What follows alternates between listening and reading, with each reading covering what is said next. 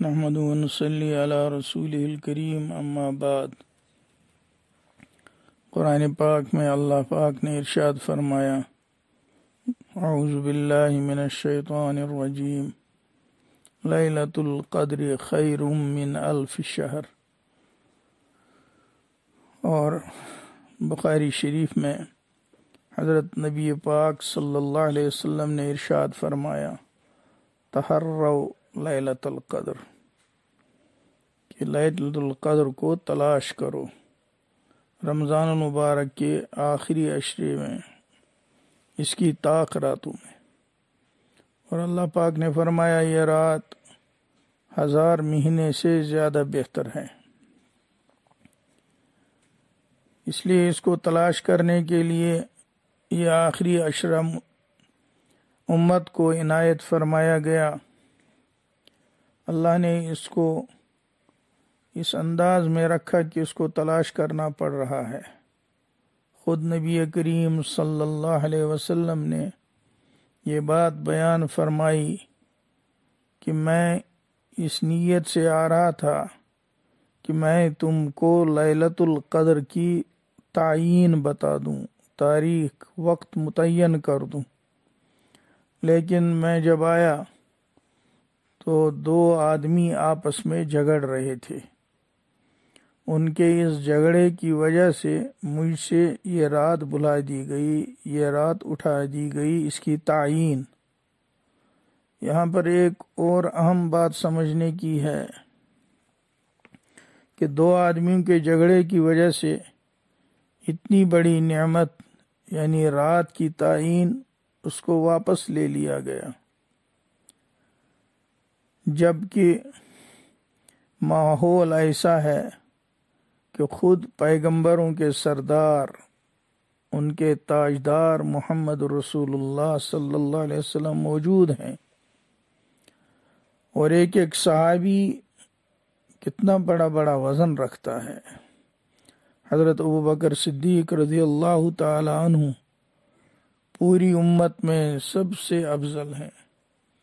ایک پلڑے میں ترازو کے ساری امت، بڑے بڑے صحابہ، تابعین، تبع تابعین، اور دوسرے پلڑے میں تنہا ابوبکر صدیق رضی اللہ تعالی عنہ کا وزن۔ تو فرمایا گیا وہی پلڑا بھاری ہوگا جس میں ابوبکر صدیق رضی اللہ تعالی عنہ کے ایمان اعمال ہوں گے۔ اتنی بڑی ہستی موجود ہے۔ حضرت عمر رضی اللہ تعالیٰ عنہ موجود ہیں، جن کا وزن دنیا جانتی ہے۔ حضرت ابوبکر رضی اللہ عنہ کے بعد انہی کا مرتبہ ہے۔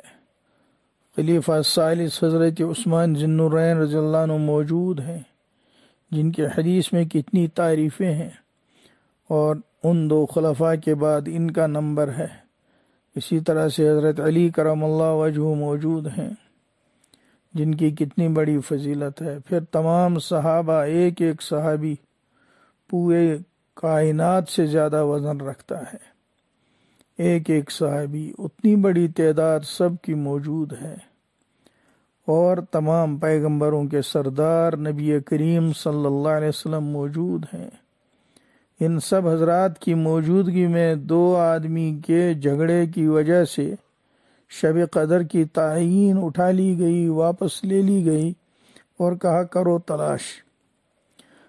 2 آدمیوں کے اس ماحول میں جھگڑے کا جب اتنا بڑا نقصان ہے، تو اس وقت ہم جس حال میں رہتے ہیں، ہمارے درمیان کون صحابی ہے، ہمارے درمیان کون حضرت ابوبکر صدیق رضی اللہ تعالیٰ عنہ کے معیار کا، ان کے وزن کا ہے، حضرت عمر فاروق رضی اللہ عنہ کے وزن کا ہے، حضرت عثمان ذی النورین رضی اللہ عنہ، حضرت علی مرتضیٰ رضی اللہ تعالیٰ عنہ، ان سب کے وزن کا کون ہے، تابعین کے وزن کا کون ہے؟